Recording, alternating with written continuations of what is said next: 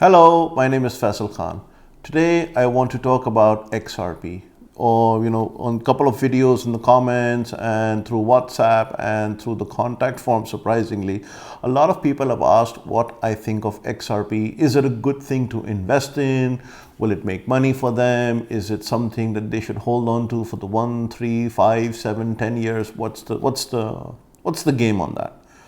So let me be very clear. I will not give any investing advice on this channel. I hope I don't. And if I do break my rules sometime or someday, I hope you will correct me.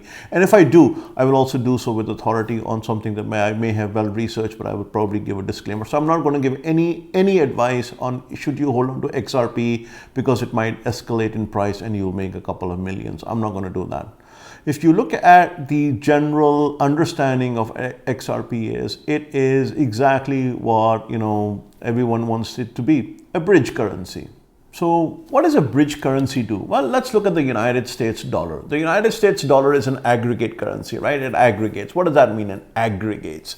Well, let's say, you have the Britishers holding the pound, you have the Nigerians holding the dollar, the British is holding the dollar, the Nigerians holding the dollar, the Pakistanis holding the dollar, the Indians holding the dollar, the Bangladeshis holding the dollar, the Kenyans holding the dollar, the people from, Guatemala holding the dollar, countries like South Africa and Rwanda, Ghana, the Gambia, Vietnam, etc., all holding the dollar.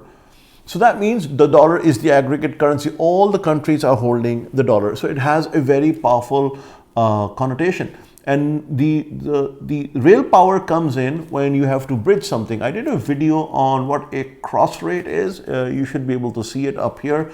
It will tell you how you can use the currency pairs and hop onto different currencies. And the more liquid a currency is, for example, like the United States dollar, the more cross pairs you can do and so forth. But if you have one currency in the crypto space that can be linked to each and every other coin, to each and every other country, to each and every other place in the world that is disparate to disparate financial systems, well, that would be the XRP, or at least that is the effort or the goal of XRP. XRP wants to be an aggregate currency system, the bridge. So for example, if you want to transfer money from, let's use a simple example. Let's say you want to transfer money from a bank in Mexico to a bank in Ukraine. Now the Mexicans are using a different currency, the Ukrainians are using a different currency.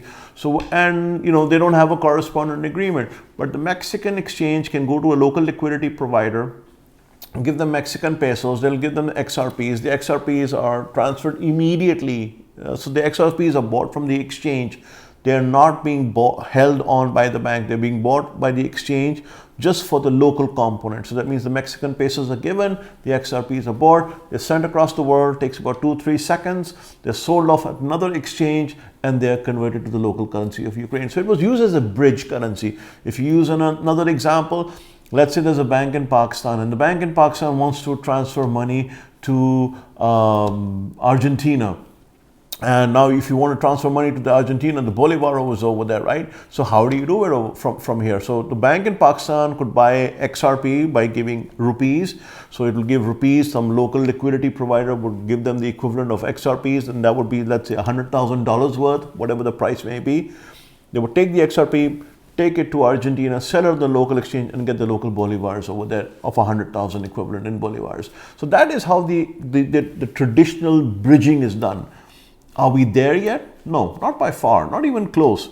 But the goal is to get there eventually. The goal is for enough liquidity providers to come in, exchanges to come in, and more importantly, local connectors to come in. And local connectors are also, we'll discuss this in ILP and Interledger Protocol, etc. But basically connectors, the liquidity providers who are local to an ecosystem and allow you to exchange your currency to and fro to the XRP so that it can be sent across the world. And they only come and play. They're licensed players. They're predominantly payment service providers or PSPs or PayFacs, etc., or MTOs or MSBs that typically come in only to pay that liquidity bridging gap immediately with the local financial institution. So a bank may not want to hold on to XRP or play with XRP because they say, this is cryptocurrency, we are very conservative, etc., etc., etc.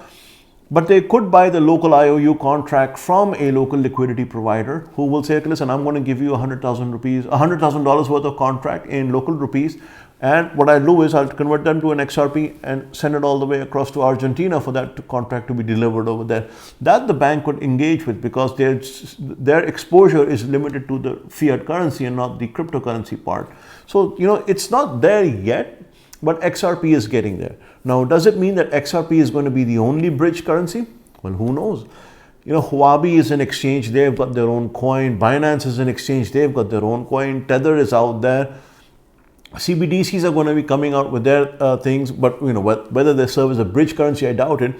Ethereum is there, Tezos is there, iOS is there, IOTA is there. I mean, there's so many coins. Any one can be used as a bridge. In fact, that's the whole idea of the cryptocurrency world, that you can use any currency as a bridge because you just need two cross pairs on each side and you can do a crossfade and transfer money. But XRP's goal is exactly this. That's what Ripple really wants. They said, we want that everywhere in the world, there are enough liquidity providers, there are enough PSPs, there are enough connectors, MSBs, MTOs, MSOs, banks, credit unions, nomenclature notwithstanding, taxonomy notwithstanding, whatever name you want to give it to them, as long as they are licensed institutions to hold and play with the crypto, specifically the XRP part, and provide on-rails and off-ramps, how they say O2O, or offline to online and online to offline using XRP, then that is exactly the kind of role they want, everyone else to join in that journey of bringing XRP ecosystem and growing it. So I think XRP has a chance. Way back, circa I think 1997, Netscape browser was the only thing in town. Today, you probably won't even find a Netscape browser. Internet Explorer took all the boom. Today, if someone says, I'm using Internet Explorer, you almost laugh out loud, right? So we don't know if this is going to be the app or the currency of choice for bridging later on. Maybe something else will come up. Maybe there'll be an XRP version 2 that will be a whole lot better than this, and this one will be sort of dumped. Maybe XLM, God forbid, might take over, Who knows what it could be? But the fact is that Ripple is doing a lot of work slowly and, building it one brick by brick, layer by layer, stone by stone. They're trying to build Rome, and I think they might just succeed at it. The XRP game today is not about investment and finance. It's all about creating on-ramps and off-ramps for fiat players and providing enough in the liquidity pool so that localized transactions can happen. I hope that was a little bit of illumination for you. I will link to one talk that David Schwartz did. He's the CTO of Ripple Labs. Did not very long ago. I think he gave it last year. I will link it to in the comment notes below and you can have a look at it. Do watch it. I think it's a very, very illuminating video to watch. As always, if you have a question or a comment, feel free to write it in the comment section below. If you have a business inquiry, there's a contact form in the description below. I also have a WhatsApp number. Till next time, this is Faisal Khan signing off.